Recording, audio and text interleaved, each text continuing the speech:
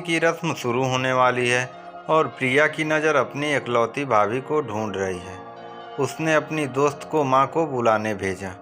अहिल्या जी ने आते ही पूछा, तुमने अभी तक मेहंदी लगवानी शुरू नहीं की? नहीं माँ, मैं भाभी जी की राह देख रही थी। वो आते ही हम दोनों के हाथ में मेहंदी रचाएंगे। अहिल्या जी ने प्रिया को एक तरफ खींचते हुए कहा, पागल हो गई है क्या? मैंने ही उसे 2 दिन तक कमरे से बाहर निकलने को मना किया है। तुम्हारी विदाई के बाद वह अपने कमरे से बाहर निकलेगी। उसका मनहूस छाया भी तुम्हारे पर पड़ना नहीं चाहिए। विधवा जो ठहरी। प्रिया का भाई प्रथम और भाभी दीपिका दोनों एक दूसरे को कॉलेज से पहचानते थे और दोनों की नौकरी भी एक जगह होने की वजह से दोनों के बीच प्यार हुआ। पर प्रथम पहले प्रिया की शादी करना चाहता था क्योंकि वह मध्यम वर्गीय परिवार से ताल्लुक़ रखता था और उस पर पिताजी का साया भी नहीं है। तो प्रथम को लगता कि अगर प्रिया की शादी पहले हो जाए तो वह अपनी शादी साधारण तरीके से मंदिर में जाकर कर लेगा। दीपिका ने प्रथम का साथ निभाने का वादा किया था तो वो प्रथम के हर फैसले से खुश थी। प्रथम को 15 दिन से बुखार आ रहा है और उसका शरीर भी गल रहा है। रिपोर्ट करवाने पर पता चला कि उसको ब्लड कैंसर है और वो चंद दिनों का मेहमान है। दीपिका को जब यह बात पता चली तो उसने पहले प्रथम से शादी करने का निर्णय लिया। प्रथम और बाकी घर के सदस्यों के मना करने के बावजूद भी दीपिका ने प्रथम से शादी करने का निर्णय बदला नहीं और साधारण तरीके से प्रथम जैसा चाहता था वैसे ही दीपिका ने प्रथम से शादी की। शादी के बाद दीपिका ने अपना सब कुछ दांव पर लगाकर प्रथम को बचाने की कोशिश की, पर उसकी कोशिश नाकाम रही और प्रथम 10 दिन बाद दीपिका को अलविदा कह गया। अब दीपिका का जीना हराम कर दिया दुनिया वालों ने और उसके साथ उसकी सास ने। पर इस बीच प्रिया अपनी भाभी की ढाल बनकर खड़ी रही। प्रिया ने दीपिका को बहुत करीब से देखा था, प्रथम के गम में तड़पते हुए।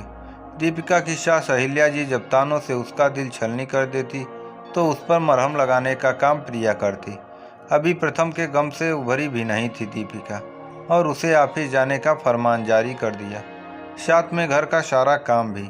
अहिल्या जी उसे चैन से 2 निवाले भी खाने नहीं देती है और पूरी तनख्वाह अपने पास रख लेती है।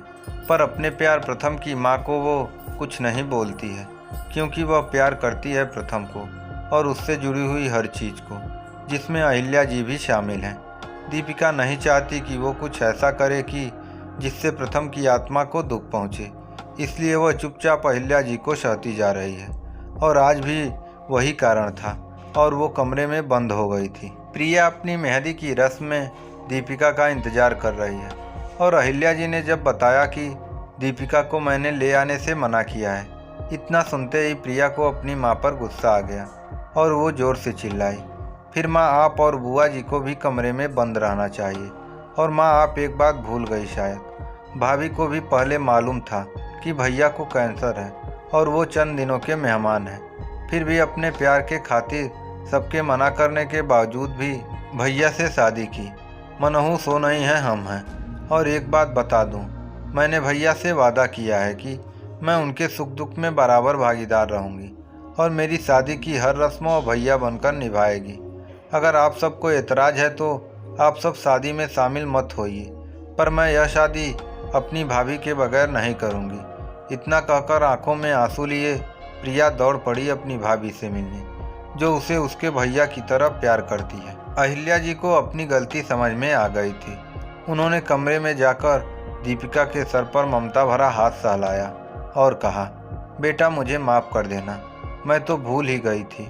तुमने मेरे बेटे की जगह ले ली है। तुम मेरी बहू नहीं मेरा बेटा हो। इतना सुनते ही दीपिका अहिल्या जी के गले लग गई। दीपिका ने प्रिया की शादी में भाई का जो रस्म अदायगी होता है वह खुशी खुशी निभाया और अपनी लाडली ननद को आंखों में आंसू लिए डोली में बिठाया। दोस्तों, आपको कैसी लगी मेरी यह सबसे अलग कहानी? बहन का भाभी के प्रति प्यार। आज भी हमारा समाज विधवा को अपशगुनी मानते हैं। ये कहानी अगर आपको अच्छी लगी कमेंट बॉक्स में ज़रूर कमेंट करें।